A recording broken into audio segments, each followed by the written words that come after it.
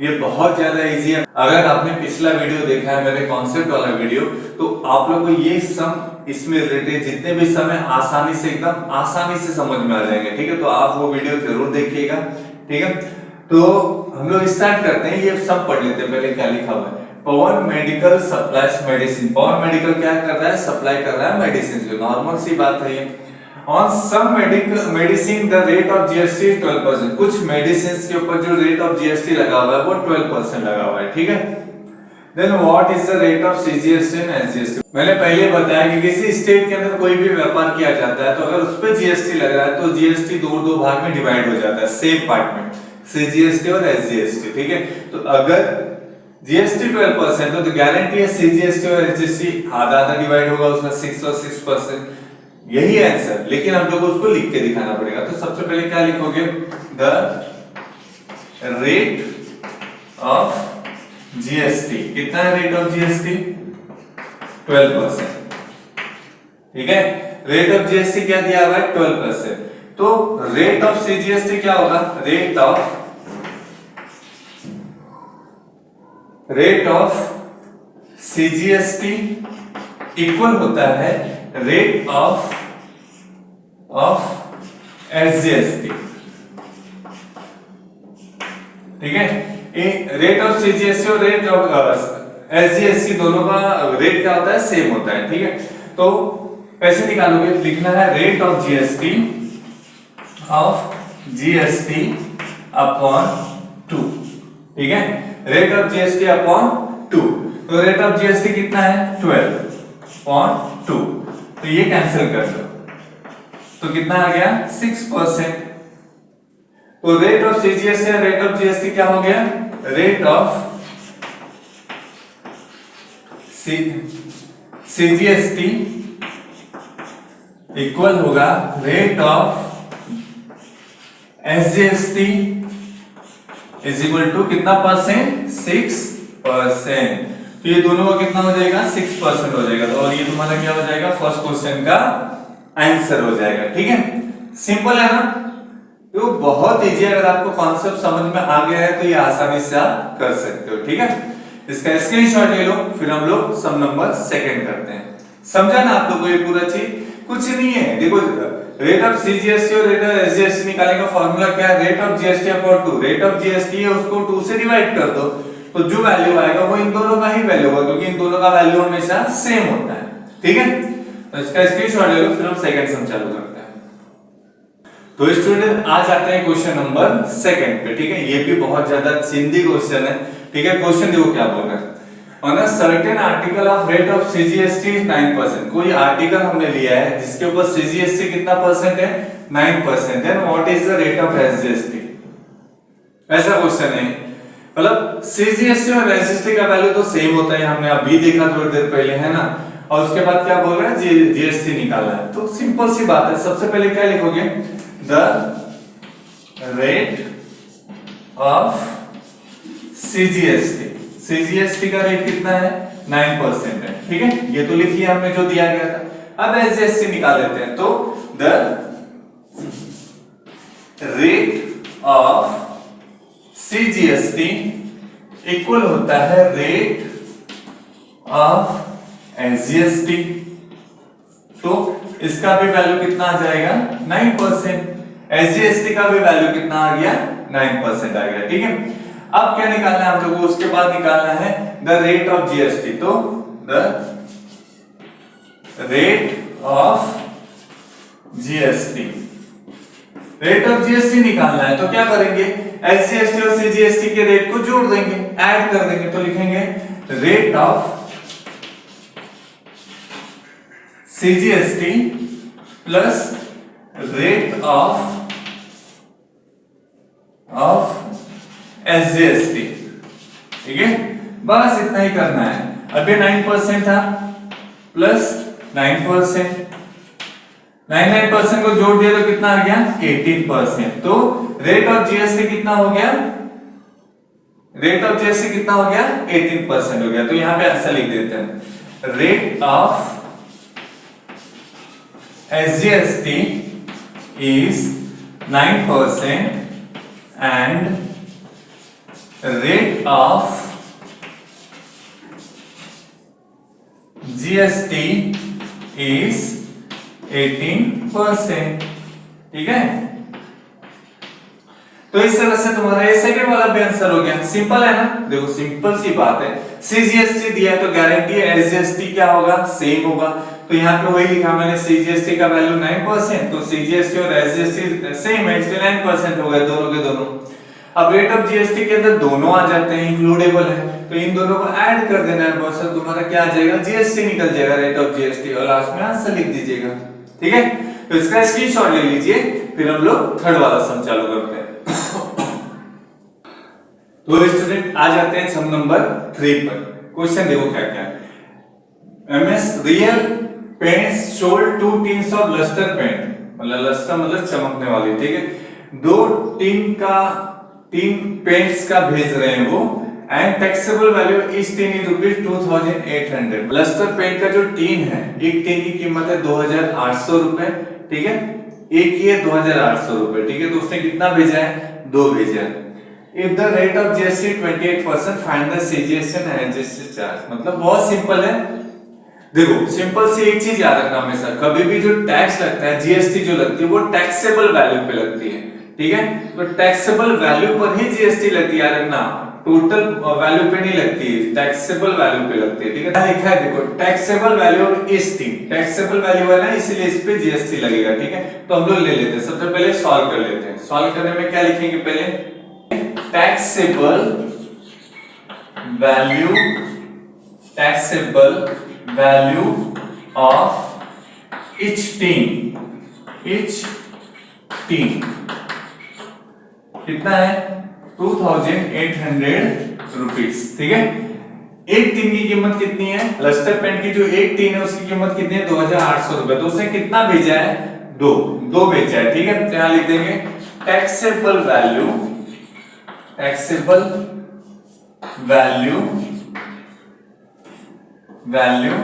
Of 2 lustre paint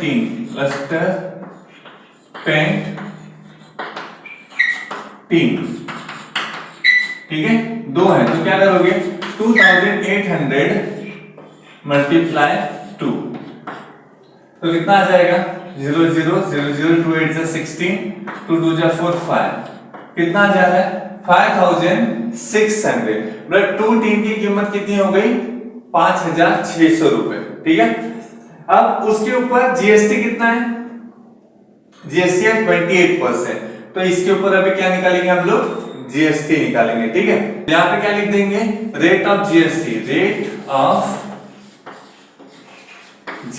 कितना है, rate of GST कितना है, 28%। ठीक है, रेट ऑफ जीएसटी कितना है, 28% है। ठीक है, तो हम लोग निकाल लेते हैं amount of GST, amount of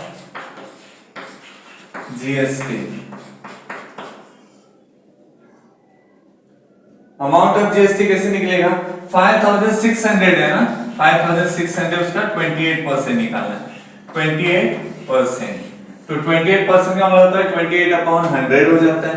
ठीक है, तो यहाँ पर क्या करेंगे, इसको डिवाइड कर दो, ये दोनों तो कैंसिल हो गया है ना, 0 0 0 कैंसिल हो गया, तो बच क्या है, 56 मल्टीप्लाई 28, इन दोनों का मल्टीप्लाई करते हैं। ठीक है, क्या लिखेंगे, 56 मल्टीप्लाई 28, 8 6 जा 48, 8 5 जा 44, 2 6 जा 12, 2 5 जा 10 11, 8 6 5 1, तो 1568 क्या हो जा रहा है, जीएसटी लग रहा है। ठीक है,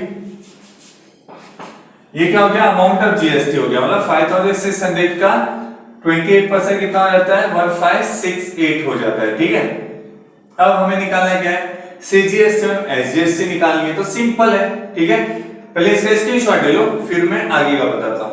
आपको समझ में आया ना क्या क्या करना है इसके अंदर। पहले देखो, टैक्सेबल वैल्यू इस टिन, एक टिन का कीमत कितना था, 2800 रुपए, तो 2 टिन का कीमत कितना हो जाएगा, 5600 हो जाएगा, है ना, 5600 मल्टीप्लाई करके। रेट ऑफ जीएसटी कितना है, 28%। अब निकाला क्या है, अमाउंट ऑफ जीएसटी लिख सकते हो या तो वैल्यू ऑफ जीएसटी लिख सकते हो। ठीक है, इज इक्वल टू 5600 का 28% निकाल लो, तो कितना आ जाता है, जीरो जीरो जीरो कैंसिल हो गया, 56 का मल्टीप्लाई 28 में किया तो कितना गया 1568 आ गया। ठीक है, तो समझाइए आप लोग को, इसका स्क्रीनशॉट ले लो फिर मैं आगे का बताता हूं। ठीक है, स्क्रीनशॉट ले लिए, मैं इसको थोड़ा रफ कर देता हूं। कितना है 1568 है ना, 1568 है, तो यहां पे मैं कर देता हूं ऊपर। क्या निकालना है, क्या निकालना है इसमें, अमाउंट ना, तो यहां लिख देंगे therefore amount of क्या है CGST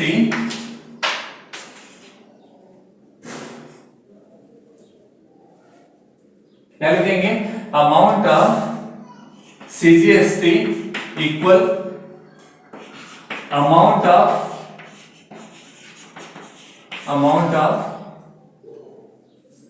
SGST is equal.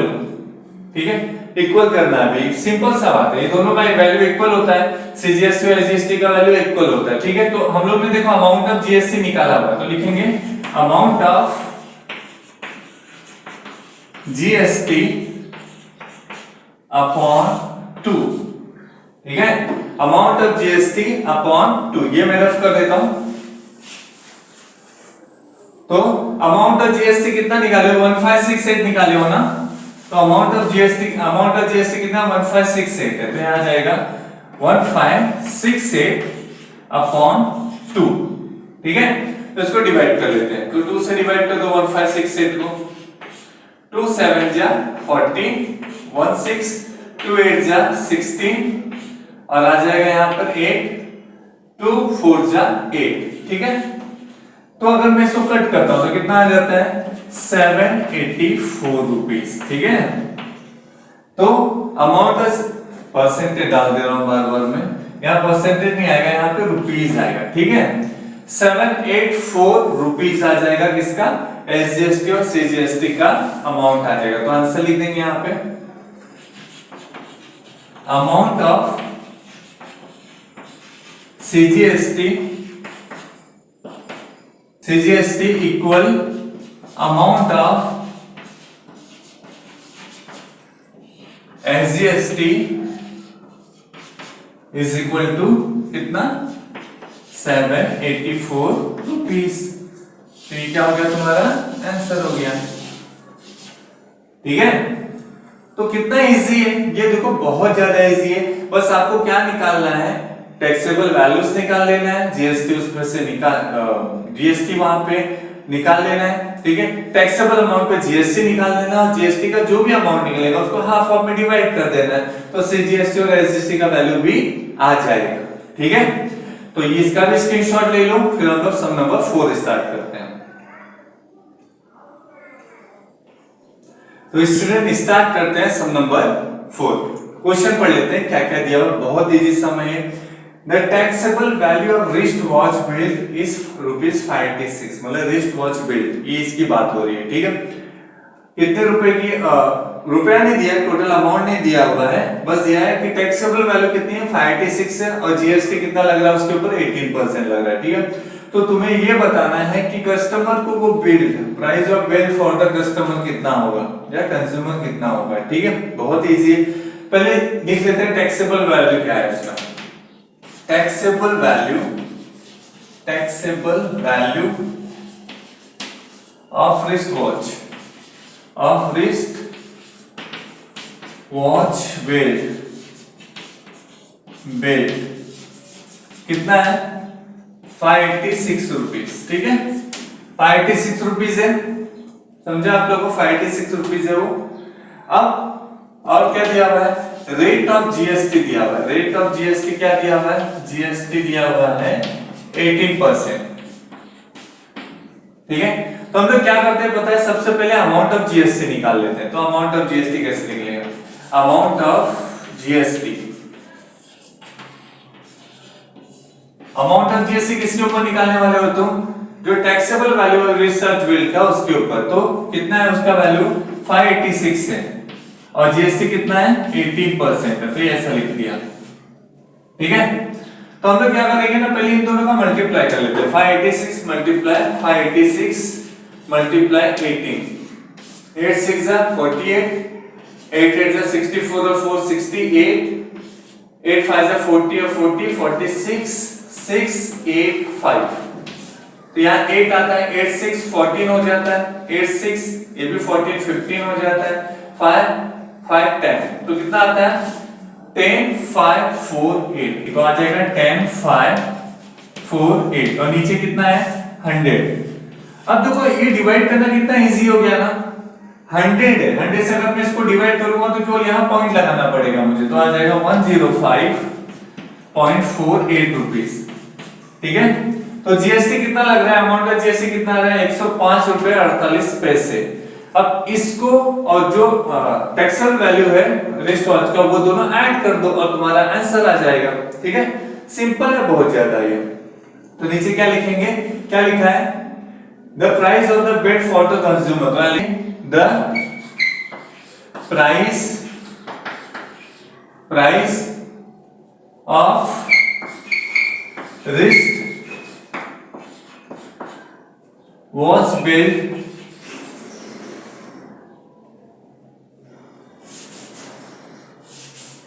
wristwatch built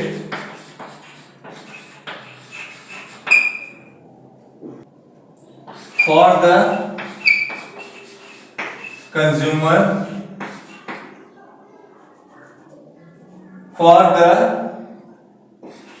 consumer 586 plus 105.48, ये दोनों को क्या करना है, बस ऐड कर देना है। तो हम लोग ऐड कर लेते हैं यहाँ पर